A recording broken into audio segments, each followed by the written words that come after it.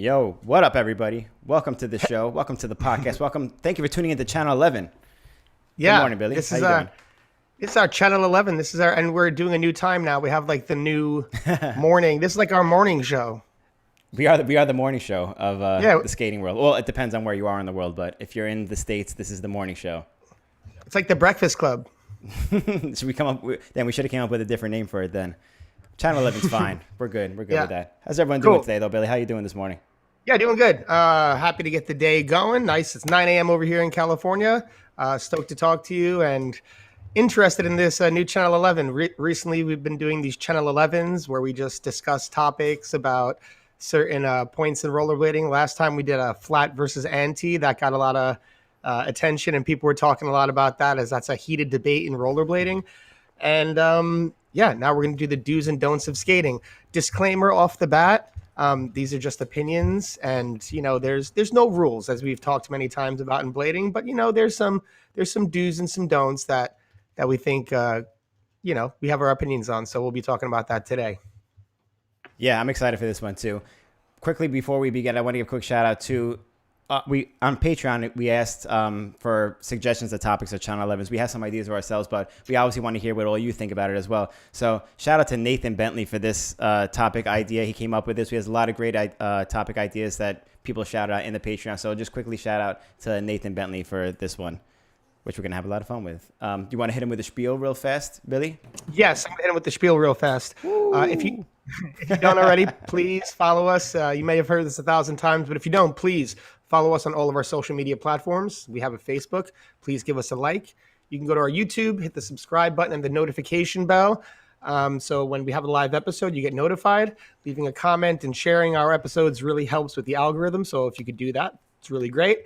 If you like what you're hearing, you can go to our iTunes, give us a 5-star rating, and give us a review. It's very helpful for us. And boosts us up a little bit in the algorithm. Also, if you like what you're hearing, you can be a Patreon member where you get exclusive content to bonus content. We have Inside Outs, which are trick tips. We have section reviews that we do with some of our guests. We have 3 pieces. We have a bunch of new stuff coming as well. And when you become a Patreon member, you are automatically entered in our free random drawing every month to win something from our online store. That could be a shirt. It could be a tank top. I'm wearing one right now. Oh, hey, I got my shirt on too. How you doing? Yeah, you can get a shirt, a tank top. You can get a mug, a 5-panel hat. So that's what happens when you become a member of our Patreon community for as low as $3 a month. So thank you for bearing with me during my spiel today. I like how we came in uniform today. Yeah, we did. That was not planned. That was not planned. Unplanned. I want to give a shout out to our sponsor for this episode. As usual, thank you, Blank, for sponsoring us. Thank you for sponsoring, most of last year, most of this year, because they got a lot of new stuff coming out. The new Sean Keen Pro Model Skate is out now, available worldwide at your favorite skate shop. Everybody check it out. Sole plate, help designed by Kyle Sola of Sola Frames. Top-notch quality from Rollerblade, what you would expect. The skate is available in sizes US 6 to 10.5 and 12 to 12.5. So if you have a bigger or smaller feet from the first beta relaunch, you're able to get those skates now. So check out the new Sean Keen Pro Model Skate. They have a lot of cool new stuff coming out. If you follow them at Blank Rolling Products on Instagram, you see they sneak peeked a new skate coming out in the next few months. So super excited for that one. And check out blankrollingproducts.com to learn more about the brand and the skate in general. But thank you for supporting the show. Everyone go check out the new Sean Keen Pro Model Skate. Cool. Also, we have the BPSO coming up this September 3rd, this Labor Day weekend. It's coming up now. It's a little bit, just under 3 weeks. So that's something that's exciting. We have registration available if you want to compete at Bashi Pope Skate Off on Instagram. You hit the link in the bio. Maybe we could figure out a way to get the link in this bio, in the description. I'll add that during the promo plays. Awesome. That'd be perfect. And yeah, so just one announcement really quick. We were going to originally do inline and quad events at the BPSO. But because I took the event on kind of last minute, I only had 2 months to work with it after I realized I was taking it over. I couldn't get enough word out to the quad community. So at the moment, we're going to just cancel the quad event. But if you do skate quads, you can compete with the inline skaters, and you're, of course, always welcome at the event. But the event is going to be an inline event right now. So keep that in mind. We're going to play the quick trailer. And yeah. Hello, I just wanted to send a reminder out that we are doing pre-registration for the BPSO 7 this Monday, August 8th. We have it at a new location, Coleman Skate Park in the Lower East Side under the Manhattan Bridge. We are offering booths and tables to sponsors who want to have merch there. We are adding new obstacles for the event, and we have people coming from all over the world. It's going to be out of control this year. It's at a really cool part of the city, and it's going to be a fantastic weekend. So we'll see you there. If you want to have a booth or a table, hit me up, DM me directly, and set up pre-registration on Monday. It's going to be a fantastic event. We'll see you there.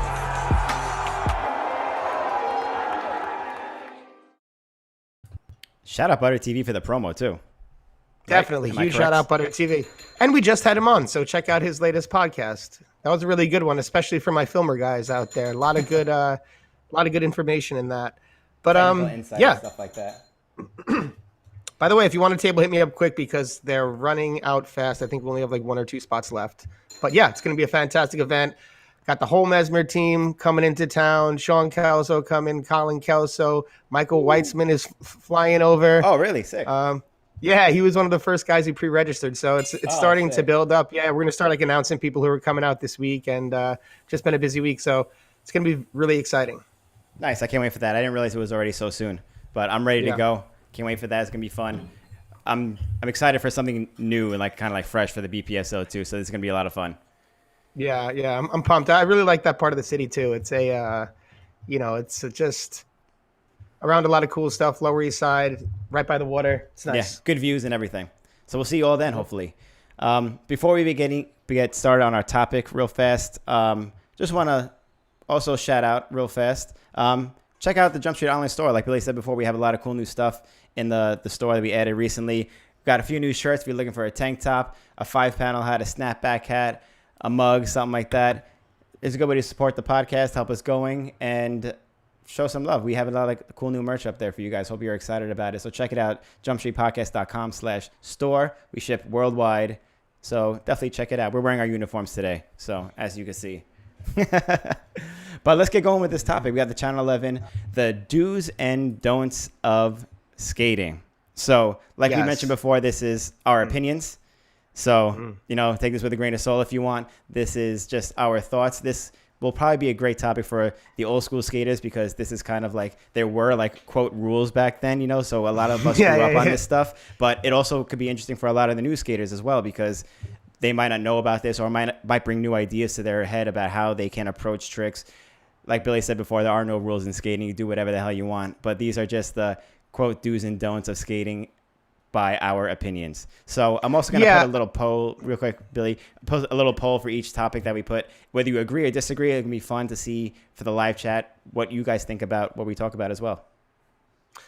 Yeah, and I think it's also worth mentioning that these do's and don'ts have gone through many evolutions throughout the years, and maybe it's worth talking about that too, because when we were younger, I think skating was at like a place that was obviously not as evolved as it currently is, and it was more stay within the lines. And then as it continued to grow, people who push the boundaries, like, you think of like the Dustin Latimer types, the Dominic Sagona types, the Dominic Bruce types, the mushroom blading guys, and this whole area where like skating kind of got, Matthew Ledoux and like all these people who like kind of pushed it outside of those things and made these far out ideas become accepted. But yeah, I think it's also worth mentioning that the do's and don'ts have changed, and they're still subject to continually change. And I think almost that's something that became, without going too deep, I think it's something that became a bit of like a hallmark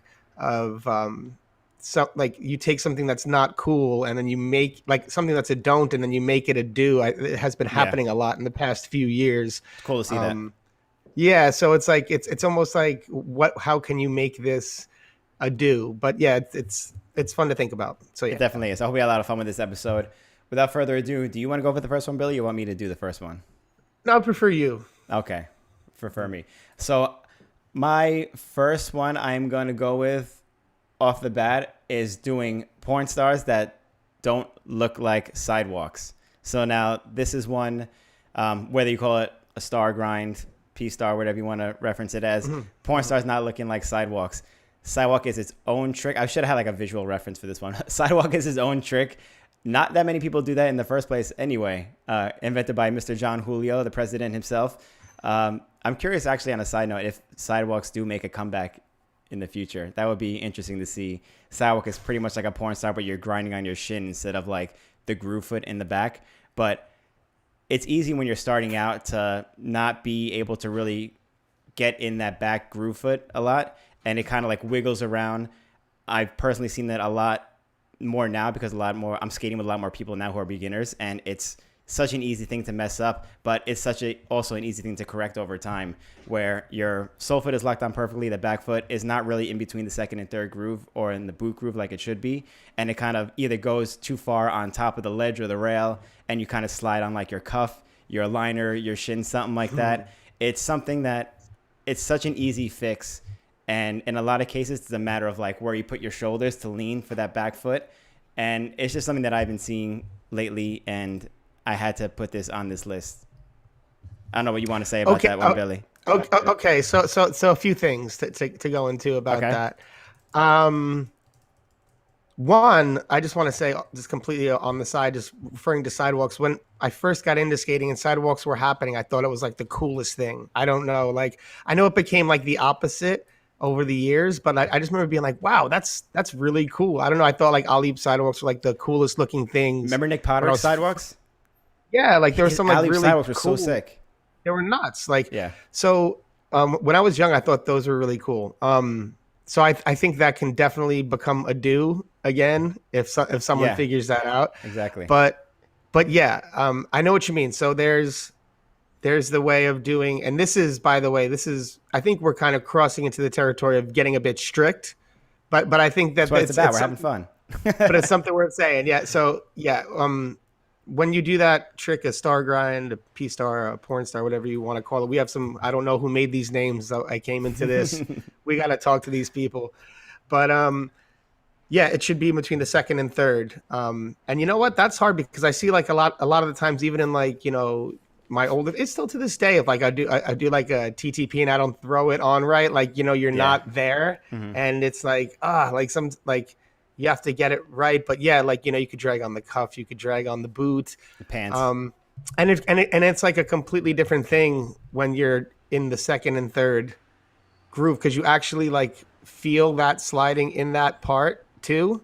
You can't see it, it's behind you. So there's a perfect like reason why that happens so often.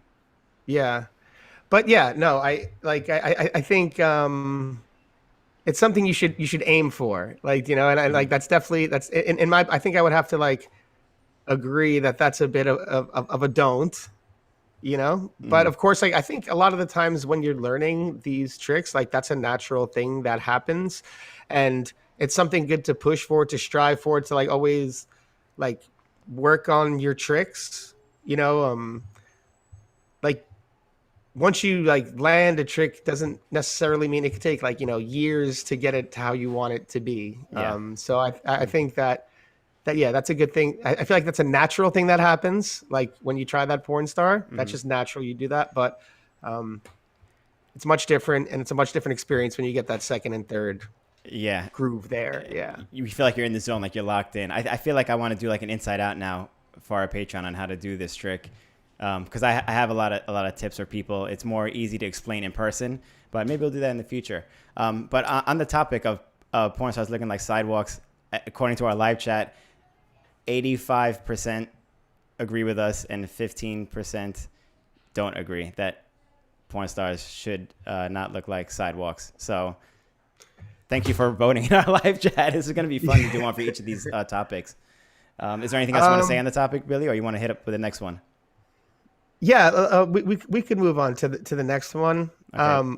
I could mention this because this is a bit of a personal thing with me. Okay. So I'm going to go to a bit of a backstory, and it goes to like jumping on things versus stepping on things. Okay. So when I was like young, and this, yeah, like I said, this is a bit of a backstory. When I was young, I was like the last one. I had like all my older friends were skaters, and I was like the last one out of all of them to like hit a rail. But because like where we grew up and how we grew up, like everyone would always be like, "Yo, this kid can't hit a rail yet," so they'd ride you for it, like like give you Yeah. like a hard time, and push me to. So basically, like I went to go learn a rail like by my house. I went to go learn it on my own, and I was like, I'm gonna learn this, right? So I just sat there for however long, like struggling with the rail, and then I did the rail. Now in my head, I thought I jumped on, right? But I learned to kind of jump on rails, like pushing off one foot and then like picking up the other foot. So I was like not Yeah. jumping 2 feet at once. I was like stepping on the rail. And then I was like, man, I can't wait to show these guys that I learned how to jump on rails. Like I'm going to shut them up, you know? So we get to it. It was like McDonald's Park or something in Staten Island. So we go and I'm like, I'm going to show them. So I go, boom, hit the rail. And I'm like, see, I can hit rails. And they were like, yo, you stepped on. You stepped on. So I got like rinsed there again, too. And I thought I would be getting some credit. But anyway, I think the point being like is, and you could do this for a lot of things. I found like even like years later after like, you know, trying to like stay jumping off both feet on a lot of things. Like there are some things like I find myself like if I try to maybe fast slide something at the skate park or something, like sometimes I won't pick up both feet at once, and I'm like, oh no, like Same thing with Torx jump also. jump off of it. Like yeah, and exactly like it could happen for Torx. I really like. I think there's less of a reason to do it on Torx. Like I think you should push and jump off. Like Yeah. but also like maybe some like manual tricks. Like do you know what I mean? Because like I learned That's like common when these days. yeah, when you're jumping off the floor onto like a manual trick, it's really tough. Like especially onto a platform, Hmm. because you have to be pretty precise there.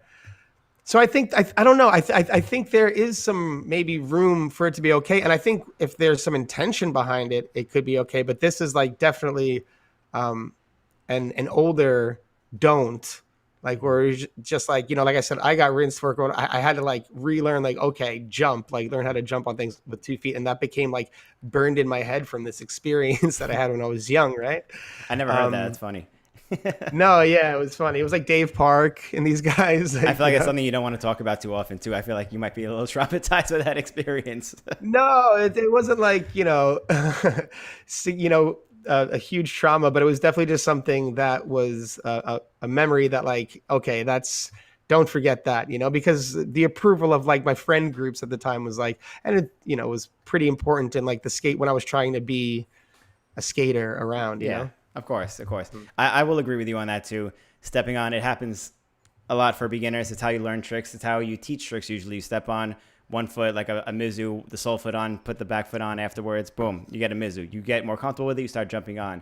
I would like to add to that though, stepping off tricks as well is a little bit of like in my eyes, like a don't. I have yet to see, I think, anybody implement this in like a cool, new, trendy type of way. But just as much as it doesn't make your trick look as good to step on a trick, stepping off of it as well, I think shows that you don't really have control on the trick and is like a flaw for the most part in what you want to show when you literally lace a trick and you start like, yeah, I got this shit down. Like when you step off a trick, it doesn't show that. So I just wanted to add on to yours, Billy, that the stepping off the trick, I'm going to say stepping on, stepping off, both of them as well, play an equal part to doing like a nice, solid, official trick. And I'm going to say straight out, I am definitely guilty of stepping on heel rolls and toe rolls onto stuff because that shit is hard. I don't know how like Alex and other people do it so well. I've tried it and it's so tough. And once in a while I do get it. My steps are getting a little bit faster, I guess you could say, but it's still extremely hard, especially when you're going fakie up to it to step on, to not step on a heel roll or a toe roll when you're jumping up to like a ledge or a curb or something like that. So that is definitely tough. I do get that. And I'm guilty of doing that myself. Yeah. And like, I think it also depends like the intention, because, Dominic's going around like 1 foot stuff from back in the day. And that could be, it could be considered you're not jumping off both feet on the floor, but you're doing it in a different way. Like, Dominic recently had a clip where he like kind of galloped up to like a rail to fish brain. Like, you know what I mean? So he's not jumping off of both feet, as per the rules, but that's like kind of finding a way to work around and like make a different approach work that's like not so strictly like you have to jump off the floor with both feet. Hmm.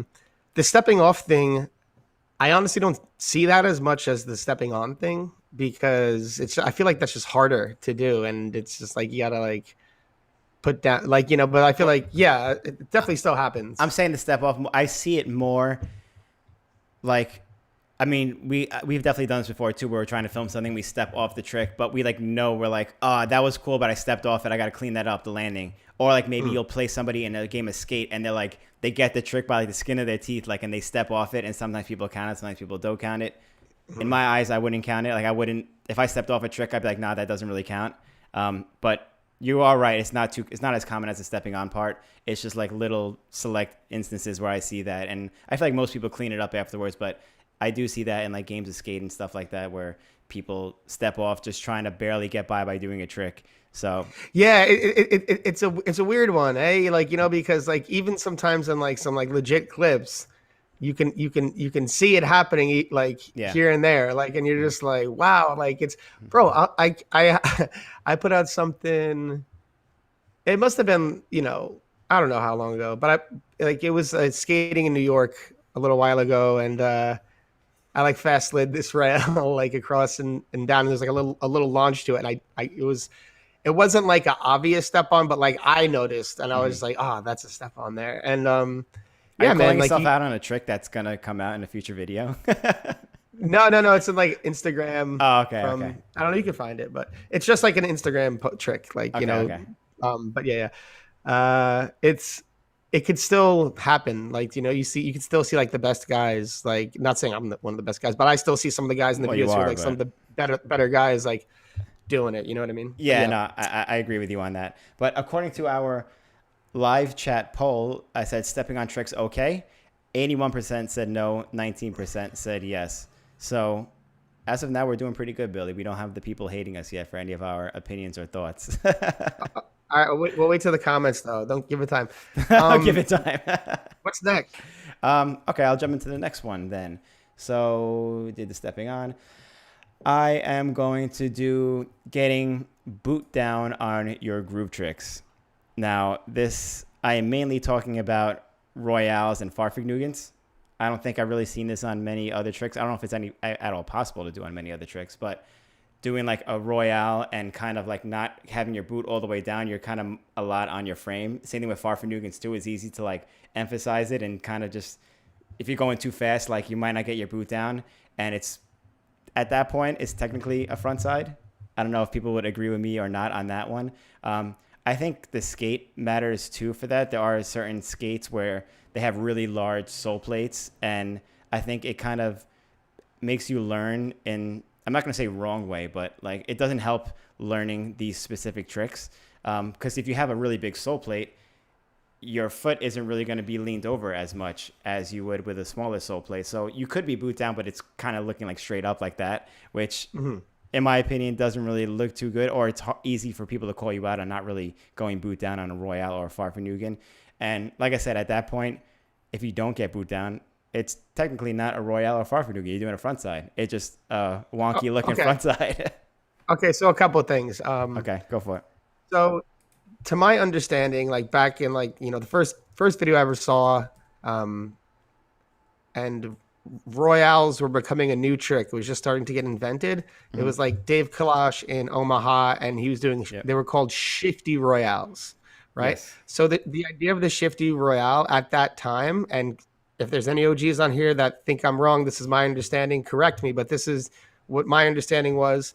Is that it was a front side that started and you slipped into like a royale, right? Like, so it was called a shifty royale, right? And I think the intention of that was not to get on boot. So like, that being said, I think technically, if you like look at like a front side like this, like front side, and then like a royale like this, that's like not on boot, I think that wouldn't technically be a front side still, but it wouldn't be a royale either. So I think that'd be something like a shifty royale if you wanted to get technical. Right. Now with the boot, other than that, yeah, I think the boot down is the way that we've like learned to know the trick. So that being on like the royale and the farfignugen, and sometimes I think that when you're in the process of learning tricks and wanting to get to the next trick, you might not pay attention to all those little nuances that matter, because it's, you're getting to the end of the rail, you're being able to achieve the switch up. But it is important to like pay attention to those little things. I remember when there wasn't like a huge trick vocabulary and like Farfanugans were coming out, and I think John Hooley was one of the first guys doing it. They used to call it a reverse royale back in the day. I never heard that. And, yeah, it was. If you look at Some Free Advice 2 or something, it's like John Hooley is teaching it, and they calling it like the reverse royale, right? But they have like some of those, like when they were just getting learned, and like they really go and boot. I remember, I forgot who it was, but there's a picture of someone like their frames aren't even touching. It's just like boot. It's just so boot that the frames aren't. He's just like booted down like on this route, and I was just like, wow. But you don't remember who that was? No. Damn. I mean, and maybe it's just some Mandela syndrome in my head as well. But this is what I see this photo in my head, and it was just like, Ooh. But yeah, I think the boot down aspect of those tricks, especially like the getting deep on a Farfanugan, like is relevant. Like I wouldn't go as far as to say when you're doing a Farfanugan or a Royale and you're not on your boot, like that's a front side. Like, do you know what I mean? Because it's like then what makes it a Royale or a Farfanugan then? Just the lean aspect? Well, what makes it a front side? That you're I think I think the boot down is the trick's intention. Yes. I think a front side like standing man, as like we call it at Sunday brunch, where you're just like standing person, where it's like kind of like an A, right? Yeah. Like your legs are in like an A. So yeah, I don't know. Yeah, what is that? What would you? I mean, I never really technically called that a front side anyway, but. What would you call that? Is it still? Let us know also in the comments below. Is that still, if you do like a Royale and you're not boot down, do you call that a front side, or you still call it a Royale technically? Like it's. I'm going to bring a new idea, and maybe this will catch. Okay. We can call it a lazy Royale or a lazy Farfanugan. Lazy Royale. I like that one. It's not a front side and it's not a Royale or Farfanugan. But it's in the middle. It's just like a lazy one. That's a funny way to call somebody out. Be like, yo, I just did this half cab Royale. I'd be like, yo, that was half cab lazy boy. That half cab lazy Royale. I don't know. I'm saying like, you might have had a long day of work. You might have had like a 12-hour day on the shift. You get off, you just want to go to the skate park. Your back's a little sore. You're like, just, hit him with a few lazy Royales. I don't know. I don't know if this makes sense at all. That's pretty funny. But I am like highly intrigued by this. Like the Royale of Farfanugan that you mentioned, where there was no frame touching. That's how you know you're in the battle right there. And I'm going to say straight up, it feels really good to do a Farfanugan really deep, really low, and like be like locked in the boot, like really good. And same thing with the Royale. Like when you're in the groove really well, especially if you have a nice groove on your skate, it feels really good. And it has to feel better than just doing a lazy Royale or a lazy Farfanugan, It's just, that's my opinion. But I think it feels really good to actually do the trick boot down all the way. It's a good feeling. As far as the poll, the people in the live chat, you have to get boot down on groove tricks. 87% said yes, they agree, and 13% said no, they do not agree. So we're still doing good, Billy.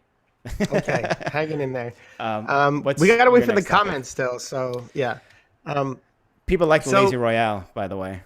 I think you might be onto something. I'm saying that could work. That could be something that goes. I like that. Okay, so the next topic. Let me see. We could do landing. I mean, this is a bit of an old one, and I don't know if it applies so much nowadays. But let me set the stage really quick. Okay. So we had a thing and we talked about the past too, that when you landed, I think it might have come out of Philly, but when you landed your tricks, like, if you come off backwards, like stay backwards, you know what I mean? Fakie. Well, like exactly. Like, don't just like turn land and turn around immediately, right? Like Mm-hmm. get that roll in or whatever. Okay, so the reason why this is a nuanced topic now is because there's been so many different additions into like the landings of skating. Like you land, there's a shuffle away. You land, there's like the turn fakie to forward real quick, True. right?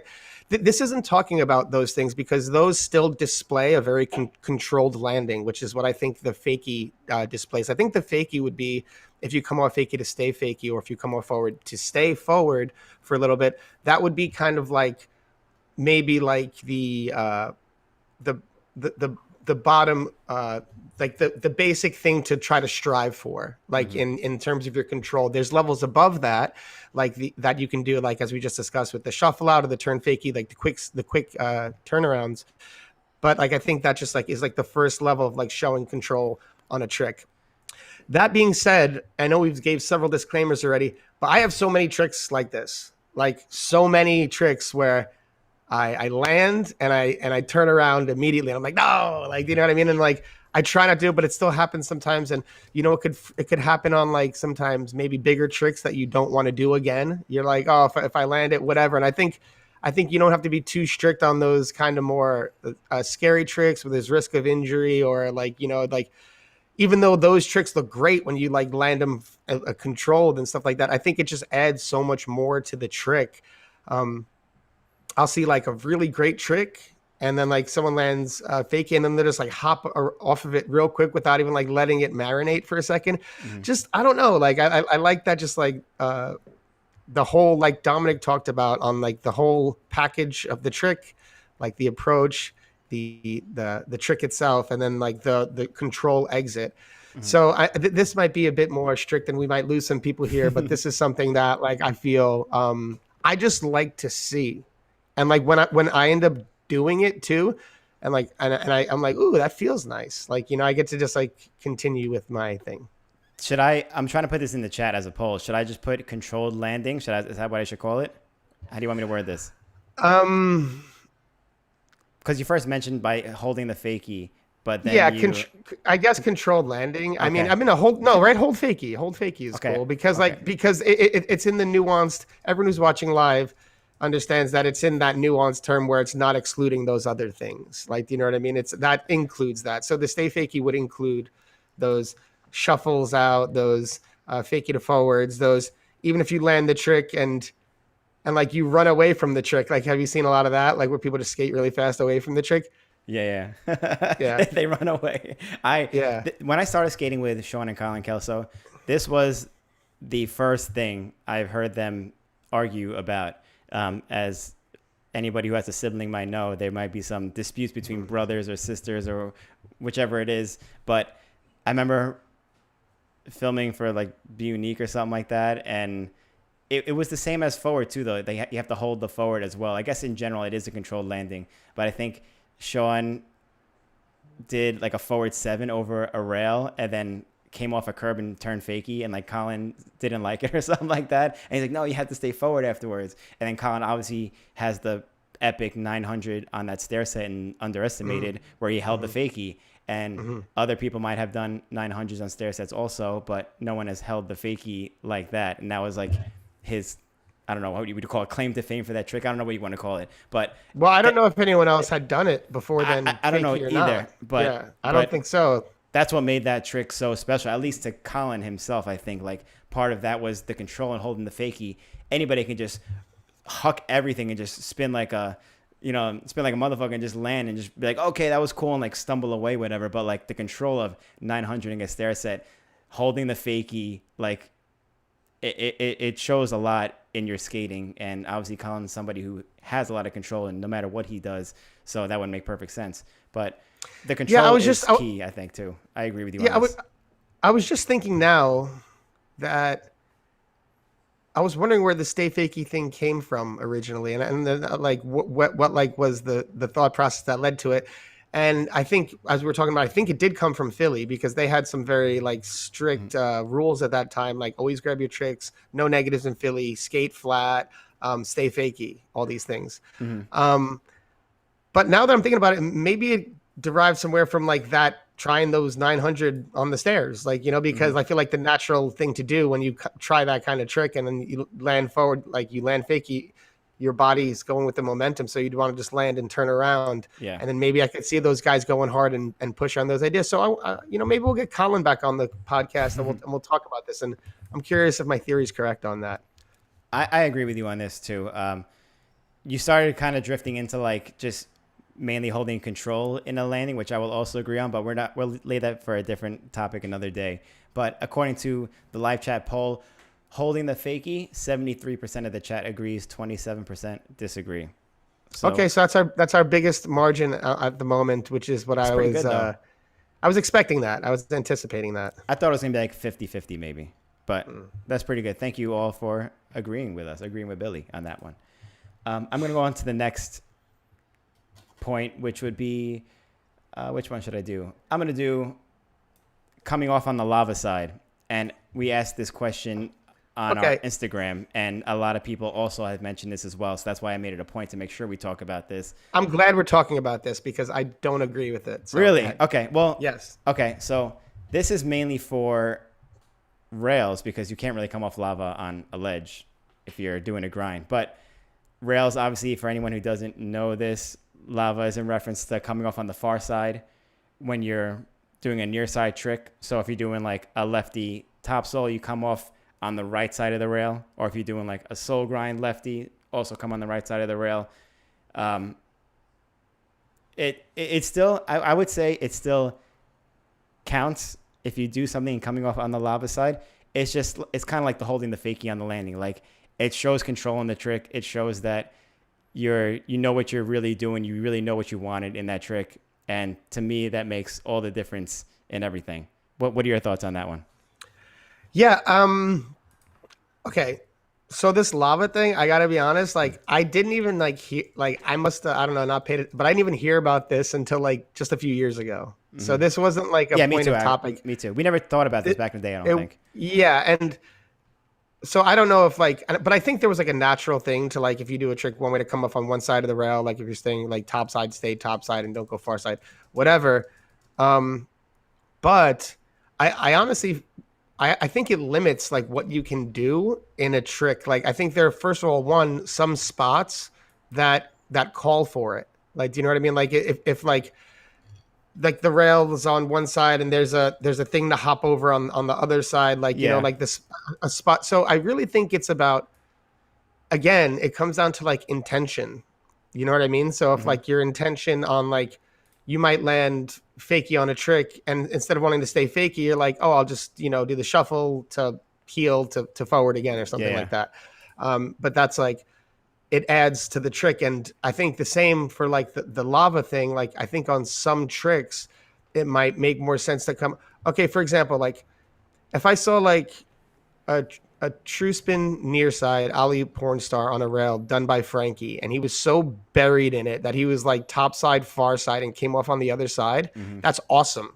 Like, you know what I mean? And like if that was his intention too, versus if he just stayed on like the inside part and like all the way tucked on the inside and like came off forward on the inside, that's cool, but you're not getting like the artistic style elements that you can throw in there and make it your own. Like, do you know what I mean? So I really think, like, for example, like even like a true macchio, where like if you do like a true macchio when you're leaned all the way over, like, you know what I mean, so super far side, top side, and then you just like pop off on the other side, that's maybe better to me than like a straight up and down true macchio where you just come off on the other side. Do you know what I mean? There's all these like ways you can play with it.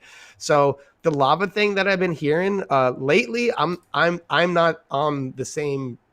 I'm not really bored with that. Do you know what I mean?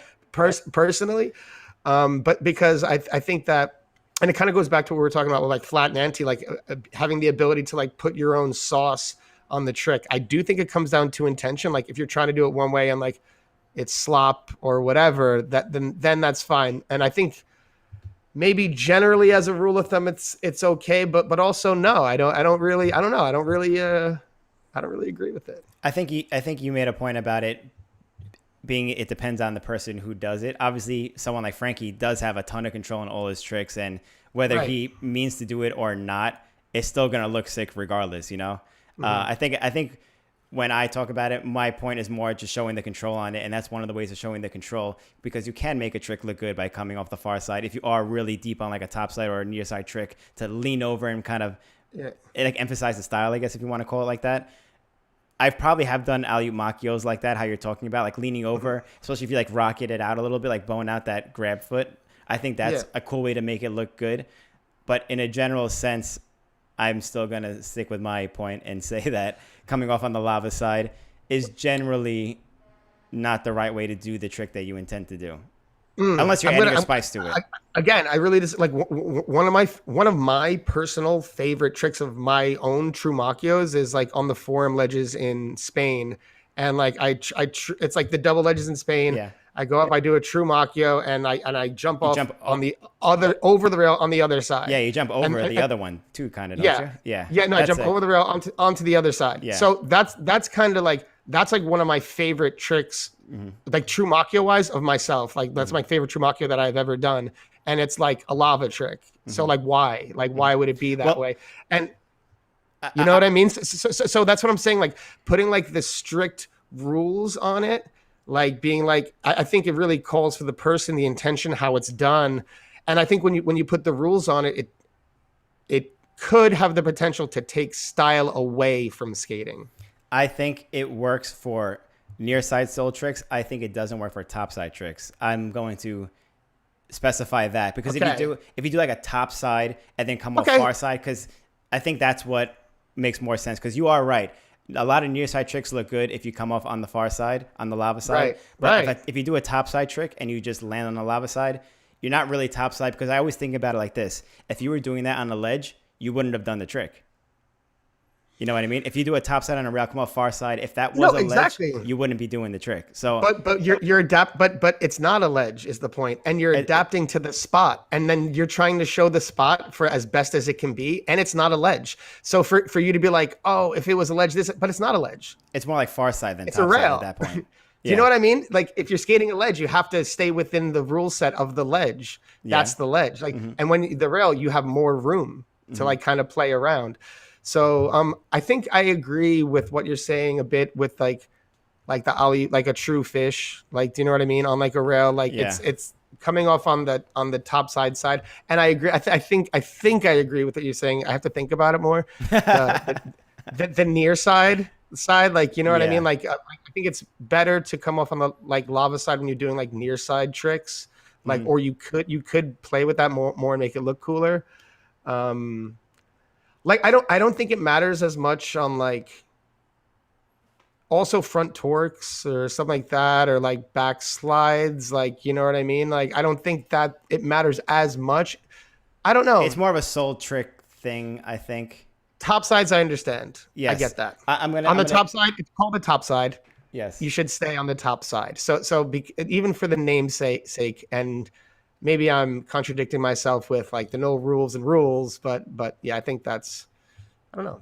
I'm going to specify with saying that top sides are more specifically what I was speaking of, but I do agree with your points as well.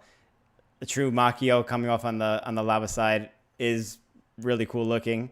So it's subjected there's some cool looking ones. Yeah. It's subjected to what it is, who's doing it, how it looks, this and that. There's obviously a preference to how everyone does their tricks these days, especially because there are no rules and everyone's doing everything, you know, in their own way. But going to the live chat, coming off on the lava side is okay. 60% say that it is okay to come off on the lava side. Whoa. 40% disagree. So now we have our closest one right here. But people agree with you more than they do with me. Damn. Which is fine. I'm not holding this against anybody in our live chat. I brought a convincing argument, though. That's why. You should be my lawyer. Damn. Yo, I'm stoked on the live chat. Thank you, everybody.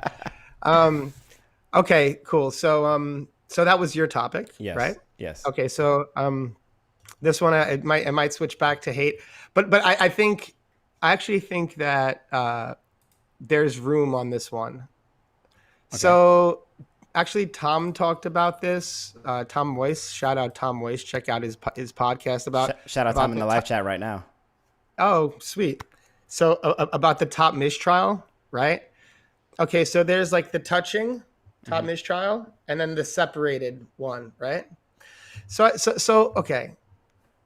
So I think, you know, it should be like the thing about the mistrial specifically is I think the idea is like that you're kind of backsides pushing your front foot forward, right? And like that's like the idea with the trick. So the trick itself like is like for it to be kind of pushing into it and touching it. That being said, I don't think like the separated one is not a trick, and I don't think you can't make that look good. But again, I think we should kind of like come to like a new name with that. Like, you know what I mean? I wouldn't go as far as say like lazy royale, lazy farfanugan, but Lazy maybe like mistrial. open mistrial. Like, do you know what I mean? Uh-huh. Because now you're like open and spread out a bit. And I think again, like when there's a lot of don'ts in skating, you can make things do's if there's an intention behind it, the right person, and just like the right presentation of the idea, and then things can catch on. And that's how like these trends and new ideas start when an idea that's like formerly not accepted gets presented in a way that people like, oh wow, this is something I can understand and what looks cool. Like that person made that look cool. So that's what I would say for that. I think the on a top mistrial, the do is to have him touch, and in the don't space, I think there is still room for a do, but we should like rename that. Is it the same name or is it a different trick? I think would be the poll question. You think that should be the poll question, not should Oh, what do you Mistrial's touch? I put should Mistrial's touch. Perfect. That's good. But that being said, have you ever seen a mistrial not touching and been like, damn, that's sick? Again, it's like it's because I don't think it's ever been approached with that intention yet. I think Yeah, that I don't think so I either. think the times when you have seen those mistrials, it's like with the intention of doing a mistrial. Like, do you know what I mean? And just like whatever, the real sticky person didn't stretch that day. Like, I don't know. Sore I'm ankle. not. Yeah, and look, it's a hard trick. Like, do you know what I mean? That's like one of my favorite tricks. I do it all the time, and it's still one of those tricks where I'm like, okay, I'm either you can get hurt on it fairly easily just by the way the body positioning is. You could fall like, and so I get it, and I also get that some people do it the way they royale, which encourages that touching, and some people do it like with leading with the sole foot, like a sweat stance, that really doesn't encourage the touching as much because like you're leaving your front foot as the guide there instead of your back foot, so it might have a different points of balance. But It's funny you say that because when I do mistrials, because I'm not talking topside, I'm talking regular mistrials. When I do regular mistrials, I don't really have a switch or a natural, but when I do it with my switch royale foot, I actually get them tighter than with my natural royale foot. I don't know why, but that's just the way I just do it. I don't know. I will agree with you for the most part on that. And I think this was the highlight of Tom Moise's video, the skate violation video. I think it's one of the best skate videos ever made, up there with words. He's been killing it lately. Everything. I love his content. But that was a highlight of the video for me. I will also add soyals to that list as well because I feel like that's a very similar trick. And soyals look, in my opinion, a lot better when they're touching, when they're together. It's kind of like a really pitted trick. It's very similar to like having your boot down on a royale trick because like you can't really do that if your feet aren't on boot, you know. I made a post, a story. I tagged Tom in it actually, and I was like, I keep my soyals close and my mistrials even closer because I had like a picture of me doing like a mistrial like super tight together. But yeah, to my point before, I was asking you if you ever seen a mistrial not touch and been like, damn, that's sick. I personally have not. That might change in the future, but when you see like a really good mistrial, like you're like, damn, that's one of those tricks where like you really emphasize the style and really make people like, damn, that was sick. Like when people do a really nice low top mistrial, I think that looks so sick. Misfits, alley topside mistrials look really good like that. True spin mistrials, I think of like Santiago back in the day doing them really nice tight together. I think that's what looks good in a mistrial. So I agree with what you're saying, but the only thing I would present as something that could be different to that is, I don't know if, and this is very specific, but do you know like in the Danny Beer section where he did like an X grind and then he opened up the X grind and then he put it back together and then he opened up again and he put it back together. Like there's like, why is there not space for that on a mistrial? Like, do you know what I mean? So like, Or why is there not space like that on a soil? Like get like a real pitted soyal, pull it back, and then pull it back again, and then switch. So like that's what I'm saying. Like yes, like if you're trying to do like the traditional classic soyal and mistrial, that is the way it should be touching. That's a do, right?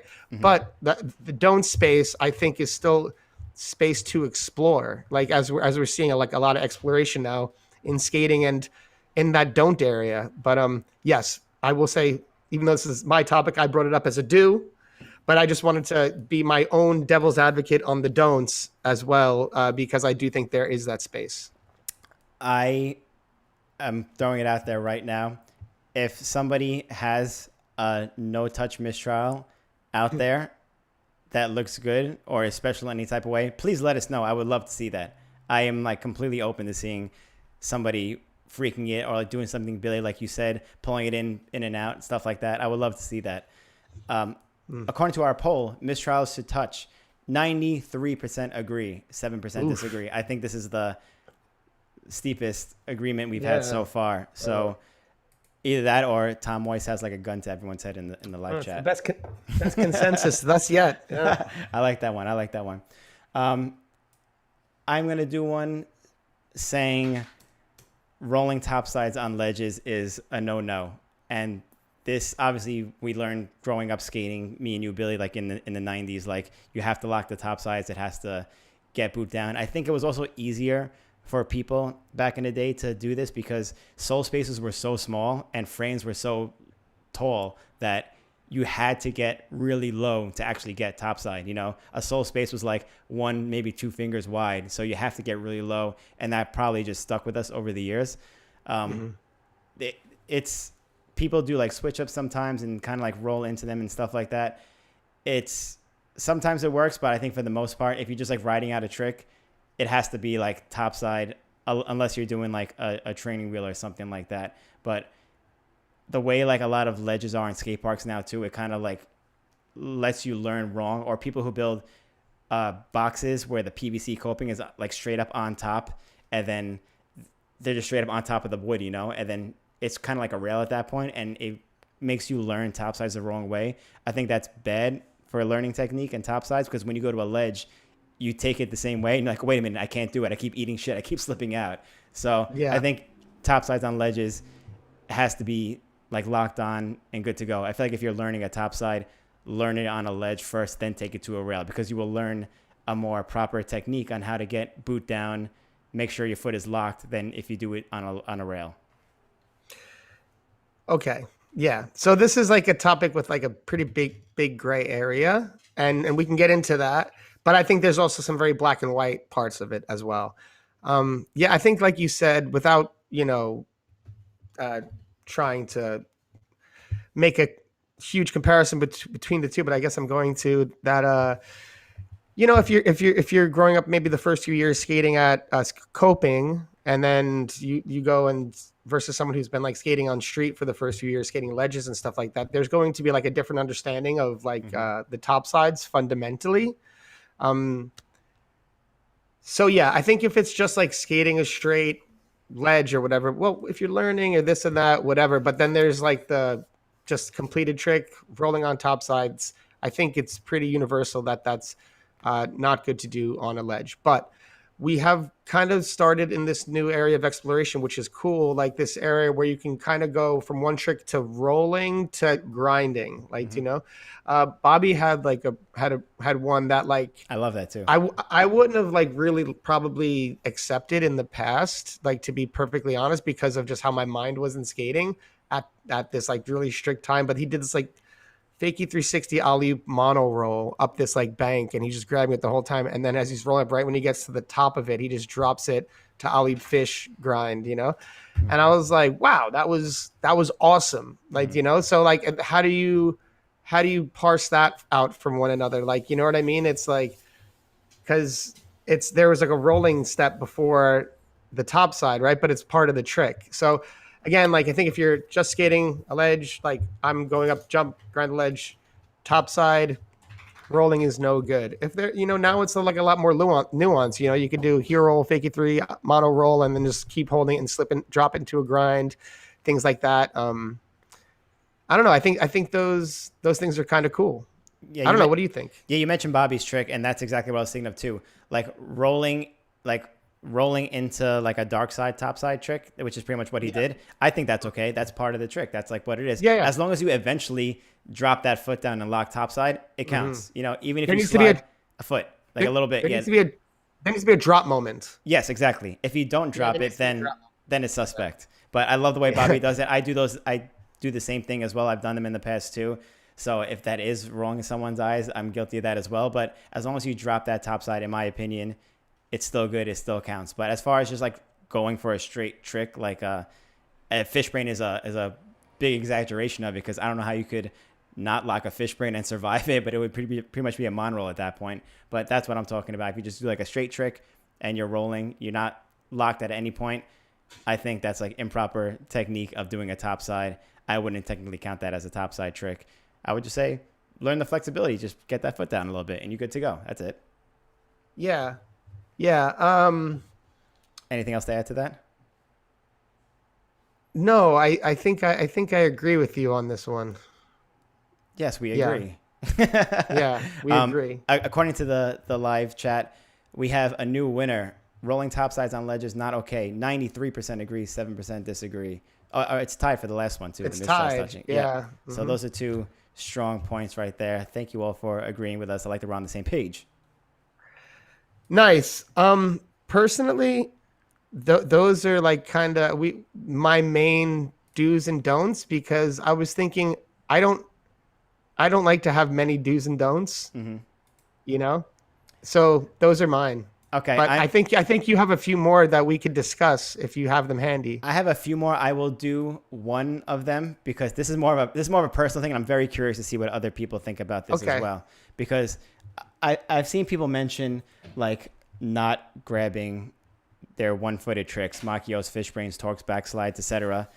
I disagree with that. I feel like that's obviously a style if you're gonna freestyle it and do like a freestyle backslide, freestyle torque, something like that. There's many people who do them freestyle that look really, really well. But I will go ahead and say that not grabbing spins personally bothers me a little bit. Unless you're doing an abstract, because abstract, I don't know, that's just like a no grab. Do you even call it a grab? I don't know what you call an abstract. It's just a way to do a spin without grabbing it. But besides that, people spinning and not grabbing their spins personally bothers me, and I like to see more people spinning and grabbing their airs, even if it's like a safety grab, something like that simple. It's kind of along the lines of showing control in a trick, and I don't know. I see it more now. It wasn't like a thing until the last few years that I'm starting seeing it now. Maybe it's because Instagram, everything is more accessible. There's like people, sharing everything that they post online, but I think that air should be grabbed. I'm curious to know what people in the live chat think about that as well. What do you think, Billy? Oof, man. Okay, well, I think there's a few ways we can go through this. There are sometimes I see like a 540 and like the arms are just out, and I'm like, man, you could use those. Like, I don't know, like it would be better like sometimes, but then there's sometimes I just see like a floating no grab 180 where you have like all the time in the world to not grab it, and it looks awesome. And I'm just like, forward airs and 180s, I think work for that, because forward airs too. Sean Darce does them all the time without grabbing them. They look really good. They control the shit. He knows what he's doing, but it's very rare that I see like a 540, 720, 900 that's not grabbed that looks good in my opinion. What about Walt? Give me an example. Walt has a ton of no grab fives like that. He's just floating like I can't picture one. I'll send some to you, man. Like after the podcast. Is he just like all tucked, like not safety, like a safety grab without grabbing it, kind of? It literally arms up in the air. Like, I can't picture one. I know he doesn't grab obviously forward as too similar to Sean Darce. I can't picture. I know he does like 180s. I can't picture a no grab air. Show me one after the show. I'll send you some stuff, but you went straight in for the kill there, right? Like Walt. Well, that's your like main guy. I know my favorite That's your skater. main You can guy. say no, Yeah. but but that's what I'm saying. Like, okay, so like, I guess my point here, because I guess in this topic, I'm here to be devil's advocate to myself and to all these all these topics. But yeah, I think again, it's like a time and a place. Like, do you know what I mean? I think there are some. Okay, yeah, straight airs look sweet, not grabbing a lot of the time, depending on how you do it. 180s also have that. Five's a little less, and yeah, five's a little less. I don't know, man. Like Bellino just did like a no grab 7 on like one of like the last tricks in our latest Mesmer thing, like the RV There Yet tour. By the way, if you haven't seen it, go check it out. But yeah, like over this fence, like up this bank, and it was just like, I don't know, man. It's really subjective. It is very subjective. That's why I don't know if I agree with you on this. That's why I wanted to ask you. To me, I haven't seen many people do more. And I put in the question in the poll: should you grab your airs? I should have meant should you grab your spins? But I've seen lately a lot of people doing a lot of spins that aren't grabbed more than like a 180 or 360 that are, in my opinion, like uncontrolled looking. And I think that's what it goes back to, is showing the control. It's kind of similar to like landing the fakie and holding the fakie. It shows the control. It shows like you really put like thought into making your trick look good or a specific way, rather than just getting the trick done and like, boom, that's it, I did it. You know, it's really like putting your own sauce on it and your spice and making it your trick, as opposed to just doing a trick. That's my opinion on it. I do think that like they're like almost each grab of a spin trick makes it a different trick. Like, do you know what I mean? Like not like maybe if you do a backslide no grab and a backslide with a grab and a backslide cross grab, like to me it's still a backslide. Yeah. But if you do like a stale 720, like that's like bio versus like a 720 like no grab, those are two different things. Because like what's happening with the stale is you're having to put your body in a different position in order to achieve the spin with the grab, right? And like that works for each different grab. Like if you do it like a rocket, right, now your back's going to be closer to the floor and it's going to be more bio, right? Mutes or 540 is already pushed toward being bio on its own, just by the way the legs get thrown. Yeah. So like, and then there's like the safety, which promotes a more like up and down 540, like, you know? And so, yeah, like there's, I disagree that spins like need to be grabbed. I think they're on all spin levels. Now that I've put some thought into it, I think that they're all cool depending on delivery, intention, the person, the spot. But yeah, I just think it's of course I like to see a nice grab trick. I don't think there's anything against it, but I don't think it's like a hard set rule, or it should be. Yeah, I'm thinking about Ryan Arnold in Vine Street. I think the first one he does. Like I've seen a million people do 720s, but he does a 720. I think he like stales it or something like that, and it looked so good, like head and shoulders above almost every other 720 I've ever seen. And that's what I kind of like seeing people putting their own like spice to their airs and the spins, because he could have just done a regular 720 and it was like whatever, but like just throwing the stale grab in it made it look so good, so controlled, so him. And that's what I like seeing, you know. Like I said in the beginning, it's a personal preference completely. And Nolan John said in the chat, he goes, how do you feel about double grabs? Double grabs are cool. Triple grab, quadruple grab, whatever, how many grabs you want to do. It's all sick. They're all really unique. Like style points for me. That's it. No, I think it comes back to what we were talking about in the beginning of the podcast when we were talking about like the Royale and the Farfanugan and being like, there was a guy that was boot down all the way boot, like just like that, not touching the frames. And like, I think it's like, as we get toward that place of like new evolution and experimentation and exploration, which we're at now, and it's really fun. I think it's also cool to be able to like reach back and dip into like those really detailed nuances of like the old tricks that like, you know, to keep alive, like, you know what I mean? Like do that old school deep, you know, boot Farfanugan without like touching the frame, or like, oh yeah, like really like put, instead of like, you know, like I'm going to really try to make this certain 540 or Liu Kang 540 or stale, like very, I'm just going to try to make this really nice instead of like just like 5 the set and rush past it and then 7 the set or something like that, exactly. which is cool. Cause it's like, you can take, and that's like one of the beautiful things about skating or any kind of like practice of this kind, or, you know, you could relate it to drumming. And or guitar, like where you could be doing something so long for such a long time, like whether it be soul grinds or top souls or 540s. But the more you go in depth into your craft and the more you explore it, you could find like all these new ways to do it, and you become like more of a master of that trick that you already believed you were a master at one point, and then it just goes further, it goes deeper, there's deeper levels to it. And I think that just comes with time and experimentation. But yeah, that's what I think there.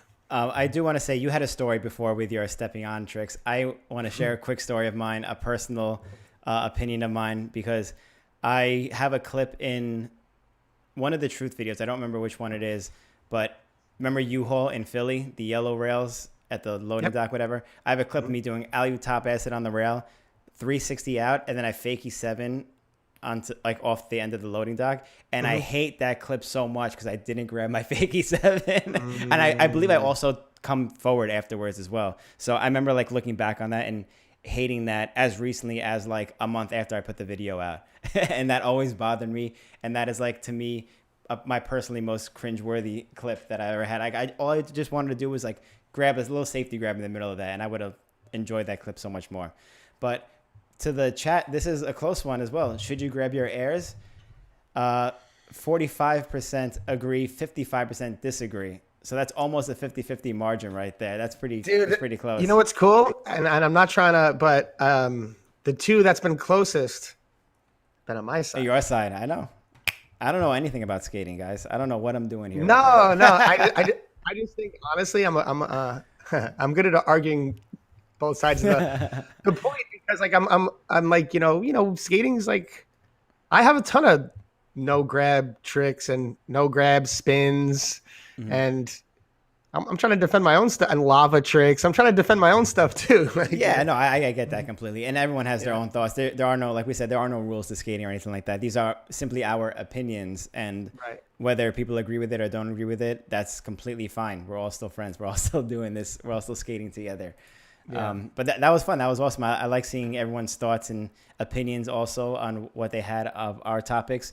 I just want to give like a few mentions to our Instagram followers, because we posted this on our Instagram feed yesterday and ask also, what do you think some are? So I just want to quickly mention a few of them off the bat. New Like CBD said, do grab your tricks. Don't do toe wheelies. They really don't like toe rolls, I guess. I disagree with that personally, but they're hard. They are really hard. They are hard. And grabbing your tricks, I mean, grinds, yes and no. If you make it look good, you make it look good. That's it. You just heard my thoughts on airs and spins. I don't even know the name of this. The Nano Spot says no back unities in 2022. I don't know what the deal with that is. Is there like a no back unities movement going on right now? No, but you know what? I'm happy that we avoided specific tricks, because I feel like that's a rabbit hole we could have gone down, and I feel like that's a losing topic, because there's always going to be the presentation of a trick that you can make look good. Exactly, like I said before earlier in the show, I can't wait for somehow sidewalks make like an epic comeback and everyone starts doing them super sick, or find a really cool way, or like someone like Danny Beer finds like a really cool way to like make a sidewalk look ridiculous. So Danny, we need you. We need you. We need you to help us make this stuff cool. So PCA402 says, don't tuck in your shirt. Some of these are just funny, by the way. I just had to shout out some of the funny ones. Don't tuck in your shirt. No, tucking in your shirt makes you look strong, though. It's cool. It works for some people. It doesn't work for other people. Me, I like. Don't get me wrong, Yandy. Yeah. I love Yandy. Yandy, he tucks hard, and he owns the tuck too. So it's he looks great. I know exactly. I respect that, and he kills it too. So, and he's an awesome guy. So if you haven't checked it out, check out the Yandriel Silverio episode that we did from Blaney Cup last year. Don't know the number, but awesome episode. Really great guy. Van Buren Boy says, don't gatekeep rollerblading culture. There you go. That's a good one. No, that's true. And we came up in like a time of gatekeeping, and we were facing the gatekeepers, and I think some of us got into positions to kind of be gatekeeping, and so this do's and don'ts might be and a criticism of the topic itself, which Yeah. completely understandable. Mhm. This could be considered gatekeeping. Just so you know, that's not the intention here. We're just here to have a friendly discussion of our own thoughts and our own ideas, and we don't want to push anything on anyone else. Exactly. These are just our thoughts. And hey, you know, someone's got to keep the gate. I'm just kidding. These I'm are kidding. strictly I'm kidding. entertainment purposes. This Right, podcast right now, and exactly. all these thoughts. Yeah, put the Surgeon General warning on that. We don't. No problems. Yeah, for real. This one I didn't understand. Maybe you can make sense of it, or someone else in the chat can make sense of this. But NCB Inline said, "This is a subtle one, but it's important and always overlooked. Don't allow your arm to be over the rail before your feet leave the ground. Gotta keep elbows in." Can you comprehend that? Because I couldn't. Okay, make like a plane. Like if you're like coming It's- up like with your arms already high, like you know what I mean, and then you're about to jump and your arms are already like high. Is that not maybe good? that's what he means. I never thought about that one. It probably has the potential to look a little goofy sometimes. I don't know, but maybe that's what he's talking about. Yeah, I didn't really understand that one. I don't know if anyone in the chat could better clarify that one, but Yeah, I had to mention let that us one. know in 'Cause the comments. yeah, let us know what you think. The old man Blade Life said, "Don't talk shit about other rollerbladers regardless of their style or ability. Don't call out people for not doing tricks, quote, properly. Do support everyone. We are all the same." That's a good one. Oof. That's very, very neutral standings right I feel there. like that's a little low key attack on the topic, though. Again, It is, but Which, we're here to have fun, everybody. That's well, the whole look, point. I think the idea of these conversations is not meant to criticize. The bottom line is there's a lot of like new skaters that are in the community these days, and some of them might be curious to know what some of the ideas on how we perceive some tricks are and what maybe this could be helpful for some. This is not meant to be in any way bringing down anyone. You can do, hey, there's no rules. You skate how you want to skate. And, but there are trick names and definitions for those tricks, like a topsoil is a topsoil. There's also a definition of perhaps the approach, although there's a gray area in the space. So just again, I think this might be our fourth disclaimer on the podcast. The intention is not to criticize anyone or bring anyone down, especially people who are learning and beginning or just having fun with it. But I think that it could, some people may be new to skating and curious, and these topics might be interesting to them. Yeah, definitely. We have a couple more comments, but before we do that, I want to please remind everybody to check out Blank, the new Sean Keen Pro Model Skate. Go give them a follow on Instagram at Blank Rolling Products. Get the new Sean Keen Pro Skate available worldwide now at your favorite skate shop. They're teasing new skates coming in the future on Instagram, so make sure to follow them for more updates. And I want to just quickly remind everybody to please check out Jump Supplements. Go to jumpsubs.com. We have skating's first line of skating supplements, from full spectrum hemp extract CBD oil, ultra joint flex supplement promoting joint health and maintaining mobility. We have a multivitamin with energizing B vitamins, immunity support, and antioxidant formula. Platinum turmeric for joint and muscle health, because we all have sore joints and muscles from skating every day. And finally, the krill oil to support joint, brain, and heart health. We still have 10% off individual bottle orders with code 10OFF at checkout. You can save on bundles if you buy multiple bottles, 3 to 5 bottles. You can save up to 30% on those. Free domestic shipping in the US, and we ship internationally to the UK, Canada, Australia, and Italy. So check out jumpsubs.com. Get your body feeling good. There's a link in the description if you're watching on YouTube, but check it out. Support rollerblading's first supplement brand, and help your body feel good when you're skating every day. We want to do this as long as we can.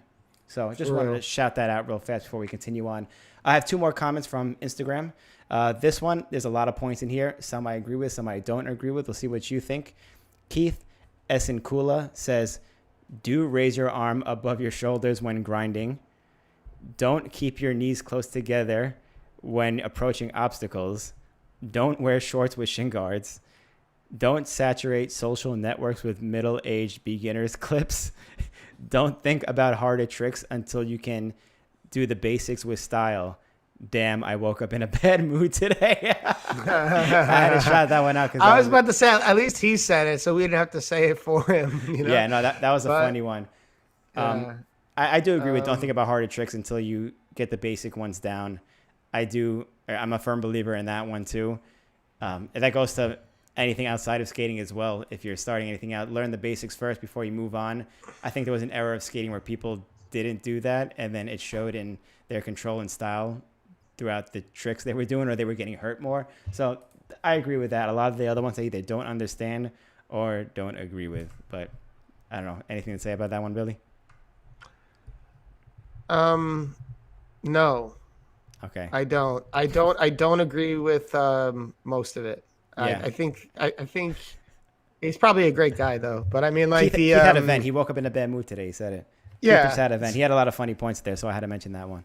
Yeah, no, there were funny points. I think if you're gonna, whatever age, put your stuff on social media, because if it makes you feel good, or if you enjoy it, interacting with other skaters, that's important. That's important. Yeah. Do it no matter what your age. I agree. If someone told me to stop skating because I was getting older, I'd go tell them, take a hike, We're here for the long run. We're here for the long run, everybody. Yeah, The last Instagram comment I wanted to mention was Sweet Avenue. Tori Traceder says, "Do have fun. Don't be a dick." That was my favorite one. That was my favorite one. And I know we don't really do like super chat questions, but people are super chatting questions. Do you want to just do these two real fast before we sign off? Yeah, if they're super chatting questions, we should do them. Yep. Yeah. So MH says, "What are some illegal switch ups? Those that were big back in the day. Trick selection is important." Why can't I highlight this? There we go. Okay. Can you think of any illegal switch ups? Quote illegal switch ups. As I begin to answer this question, and why I was distracted just a second ago is, as I answer these questions, the term gatekeeper is ringing in my head. I don't know if I like that term. I don't know if it means anything significant. In general or in skating? I mean, there are ambassadors in things, right? Like where people. Okay, we could skip this, but I feel apprehensive to answer these kind of questions now. But from what we learned at a young age, and I think that might make sense, the illegal switch ups, which there are none, and there's all the space in the world, as we say. I'm not doing any more disclaimers. You heard what I think on all that, but like Seoul to Mizu, I think we're like some of like the budgets where your sole foot stays in like the same place were like considered illegal back in the day. Budgets, like real budgets. Yeah. But then like, look, I saw like Soichiro did like a Makio to rough grind. That was like one of the coolest things I'd ever saw. Like, just like the way it was done. And you can do all these things differently. I'm going to stop playing devil's advocate on a lot of these topics because I feel like I'm being a little too much in that playing the fence. I don't think you But will. yeah, like sold to Mizu, or like sold to like acid where your sole foot stays in the same place. Some of like the basic ideas I think were what were considered illegal at one point. Yeah, so, like a Sol de Royale. Like there's budgets that look cool, like pivots look cool, which are technically budgets, but you can make them look a certain way to make them look cool. I will agree with you on that one. I have not seen people really do like a Sol de Acid that looks good, or like a Sol de Mizu or Sol de Royale that look good. It used to bother me back in the day when I haven't seen this in a while, but people did like rail transfers, and instead of doing like Sol to Sol or a Sol to like Top Sol, they would do like Sol to Royale transfer. And I'm like, just do like stick with Sol to Sol. I think that would be a little better because it's like a budget, but you're transferring the obstacle, so it kind of isn't a budget. I don't know. That's like a gray area in that, but there's not many illegal switch ups because everybody's doing all types of crazy shit today, and somehow most of them look sick. So that's my like on that one. Like Sol de Mizu, which was like a big no back in the day.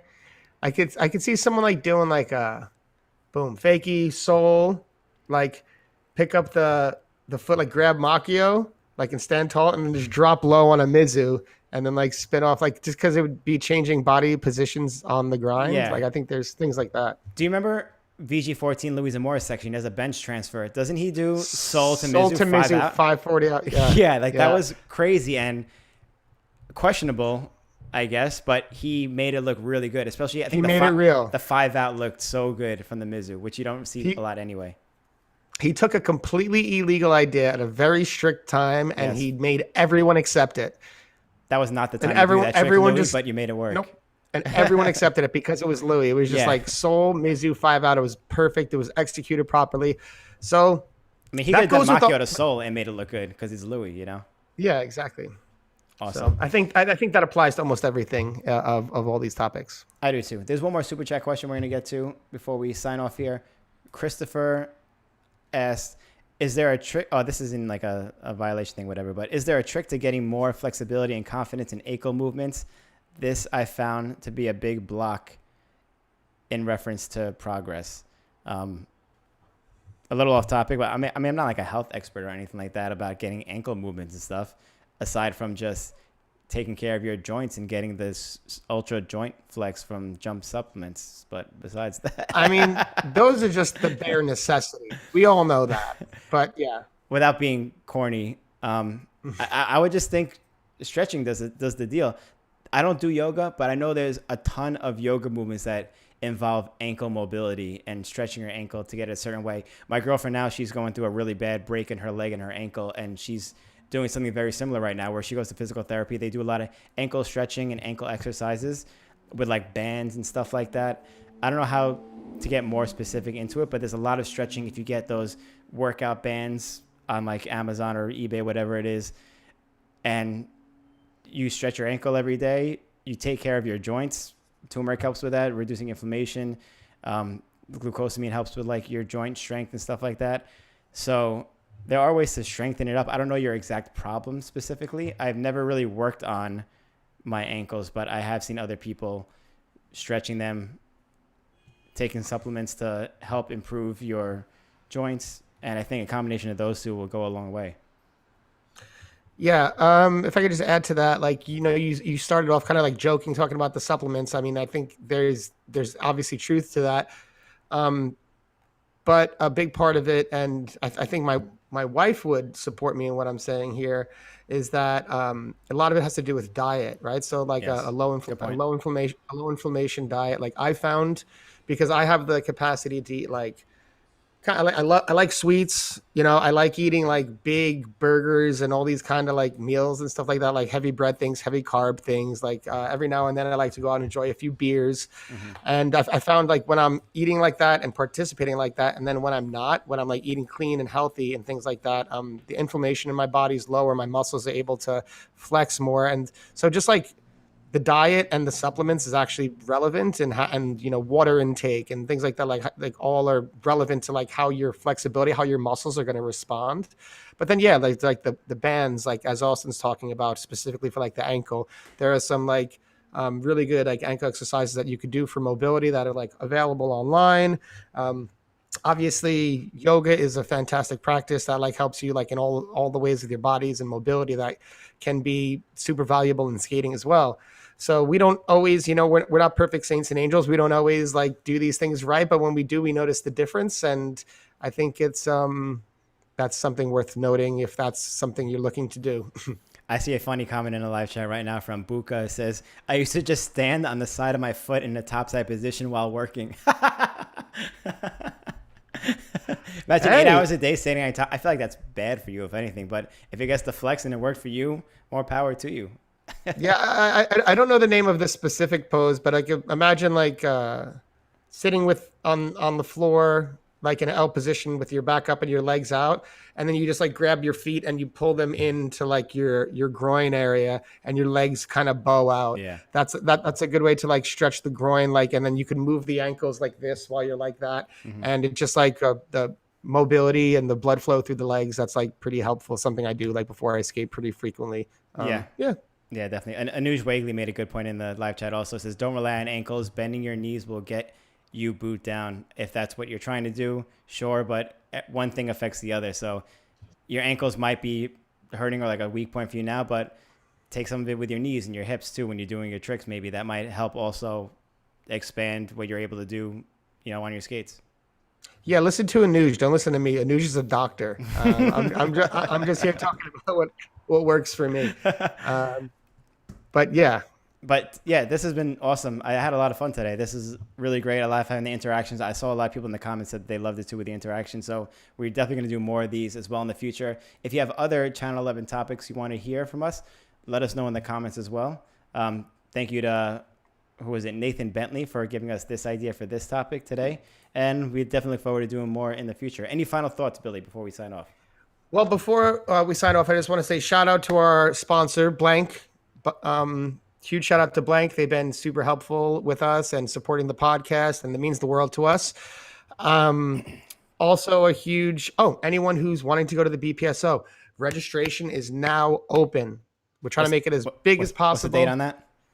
The date on that is September 3rd, Labor Day weekend. Last, not officially, but it's like the last weekend of summer in New York is how we consider Labor Day weekend. So it's a big event. It's going to be great. Working on a cool place for the after party now. So it's going to be coming to town if you're able to. It's, $3,000 in money. We got prizes. The prize purse is growing. So yeah, check that out. And final thoughts is, I'm not going to do any more disclaimers. I think I've, expressed myself as delicately as I could to my capability. And, just thank you for joining. I appreciate everyone joining this. If you're watching us live, please hit the like button. If you're not watching us live, please hit the like button. And, you've heard my spiel. You know what I have nothing else to say. You already know what time it is. I guess all I would say is these are our opinions, like you said. But there are no rules. Do whatever the hell you want.